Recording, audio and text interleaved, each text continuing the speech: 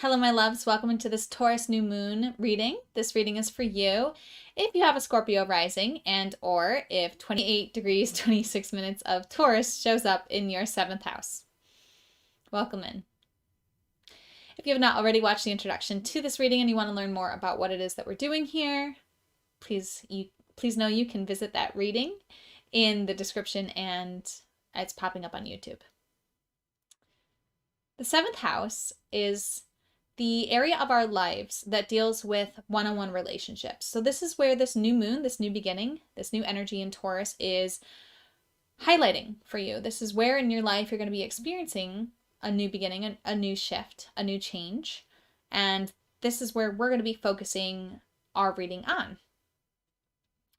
So the first part of these readings want to invite you into a relationship, a deeper relationship with your instincts, with your intuitive guidance that's coming through. It's available to you at all times, but we haven't practiced as a society the ability to tap into this information and this awareness. So this Taurus new moon really wanted us to have a physical, practical exam, basically, that gives us the opportunity, gives you the opportunity to tap into what this means for you, without my interpretation and guidance coming through, because it really wants you to get used to this instinctual guidance system that is offering this information to you all of the time. And you can start to hear it more and more as you start to engage in it, as you start to trust it, as you start to connect with it. So that's the purpose of this first part of the reading. The second part of the reading, we're going to be diving back into the Human Condition content by Jeremy Griffith. If you don't know what that is, please watch the introduction. It'll catch you up to speed on what it is that I'm talking about. And we're going to be reviewing the angel therapy cards that came through in the last moon phase. We're going to be applying it to the new house that this moon phase is pinging for us. So here are the karma cards. They're going to be sentences that we're going to be reading. You can see I pulled the moon card and the Taurus card. There's 3 different cards in this deck. The signs, the planets, the signs, and the houses, and you read a sentence formed by all 3 cards. So I've pulled the 7th house card for you to get the advice here. So you read them all the way across the top. The first one is the spiritual message, second one is mental message, and third one is physical message. So you'll read it across. Defend your beliefs, ... accept the cost of ... and let your feelings tell you what to do. Let your feelings tell you how to use the most direct way, and ... So if you haven't already, close your eyes, taken a few deep breaths, and opened your heart to receive the guidance here. I invite you to do that. And if you haven't already grabbed a journal, please go ahead and do that, because we're going to want to write down. You're going to want to write down what is coming through guidance-wise for you. What are you feeling? What are you sensing? What are you thinking about when you read these sentences fully? Which ones resonate most with you, and what do you think they're guiding you to do, particularly in relationship to your relationships? So if you haven't grabbed that journal, if you haven't centered yourself and prepared to receive this guidance, do that now. Pause the video if you need more time.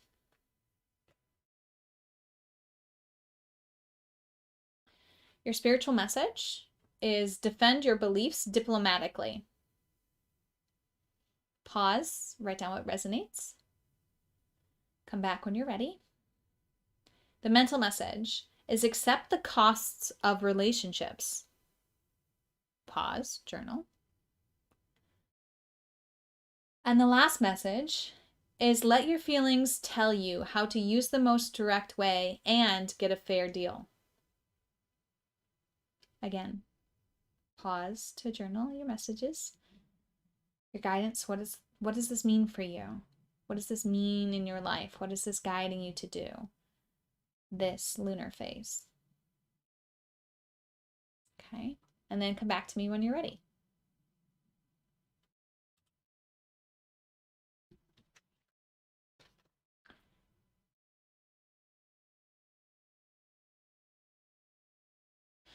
Your card that you got for the Aries new moons was you are powerfully clairvoyant. The message is trust what you see in your mind's eye as well as with your physical sight, for your spiritual vision helps you with healing, teaching, and guidance. So this is one of the most powerful cards in this deck. And what it's really doing is it's helping you to recognize that you have a wise instinctive knowing that exists within you that is communicating to you through your physical sight. Okay, there's many different clairs. There's clairaudience, there's clairsentience, there's claircognizance, and then there's clairvoyance. Clairvoyance, which is related to this card here, means clear sight. Okay, so you can see things clearly. And so you're relying on what you're seeing, the signs you're seeing, the images you're seeing in your head, the dreams that you're having. This clairvoyance is guiding you, and this card is waking you up to this gift that you have and inviting you to trust it more and more and more. Now, I got these cards mixed up and totally read the last reading with this card instead, and then had to re-record the reading. But what came through when I was sharing this with for the wrong reading, was that clairvoyance is an instinctual ability. We all have it, but we're all out of practice using it. So in the context of the human condition, we're now beginning to understand biologically that our beings have had 10 million years of genetic adaptation in an environment that was absolutely loving, nurturing, and cooperative, particularly in our formative years from 0 to 6. Okay? We were raised in nurturing, loving environments. And in those environments, we have developed this beautiful, integrative, instinctual guidance system that is connected to, the intelligence of the universe that helps guide evolution, guide development of matter to form larger and more stable wholes, right? Down from particles forming into atoms, forming into chemicals, forming into complex macromolecules, and then eventually forming into species. And then beyond that. So this intelligence we had access to for 10 million years. It was innate within our being. And the human condition that we experience now comes from the development of the intellect, which can't just take for face value what the instinctual self knows. In the introduction, I related it to the parent giving advice to the child, but the child not being able to take that advice for face value, having to experience the thing for itself and come up most likely to the same conclusion as the parent after going through the experience. So we can look at the upset of the human race, the terrible things that we've done to each other as a species, and the terrible things we've done to our home, our planet, our soul friends. We can understand that in the context of having to experience something to understand why not to do it. So we can also understand in relationship to this card that we have in our DNA the ability to be powerfully clairvoyant as a species. You are being called to activate this, to connect to this, to interact with it on a deeper level, because you have a more innate gift. And as you start to unlock and access the guidance that's coming through from this form of communication with your instinctual self, more people are going to be able to benefit from that, particularly in your one-on-one relationships, right? Let's relate this to the 7th house now. This is relating to your relationships. You're being guided in your partnerships, you're being guided in business, you're being guided in any one-on-one dynamic that you have. And it's through things that you're seeing in your mind's eye relating to your relationships and things that you're seeing with your physical sight. Another thing that the human condition offers us in our relationships is a new understanding of what the other person has experienced, what they've been dealing with, that we share similar traumas, more similar actually than we think. And we can start to see how everyone's human condition has been playing out. And it starts to level the playing field so we can come into our one-on-one relationship as equals rather than as competitors. And that's a huge, huge shift for the way that we're interacting on an individual level with each other. It's going to be a huge shift on a collective level. But for you right now, the guidance is to focus on your one-on-one dynamics and relationships, coming into them as an equal, seeing the hurt child, the confused child in every person that you interact with, and seeing the things that annoy you about them as the way that they've coped with the pain of not experiencing a loving, unconditionally oriented world that they expected, the pain that they experienced for not being nurtured and held and fed for 0 to 6. You know, of course they were fed, but they weren't breastfed. They weren't given the milk of the mother, which we were for 10 million years as we were evolving.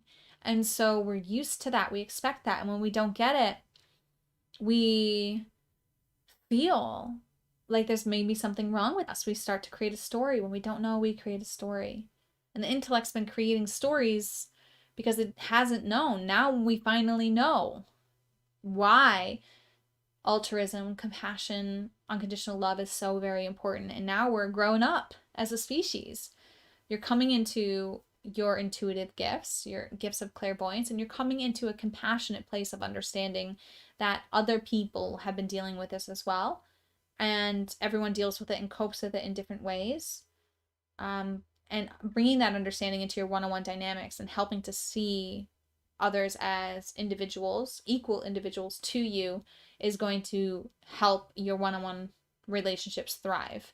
And there may be one-on-one relationships that aren't, there may be other people that you want to have a deep one-on-one relationship with that are still very competitive and don't want to see you as an equal.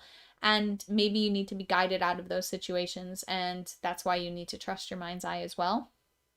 Okay, but it's also guiding you to the people that it is aligned for you to work with. And not everyone has to understand this in order for you to have a collaborative, harmonious relationship with them.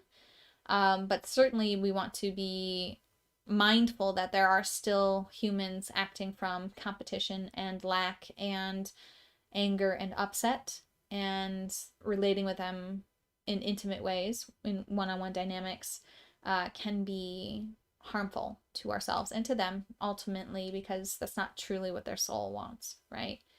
So just listen, follow that guidance with your mind's eye, and recognize the truth that this material offers, the great leveling field.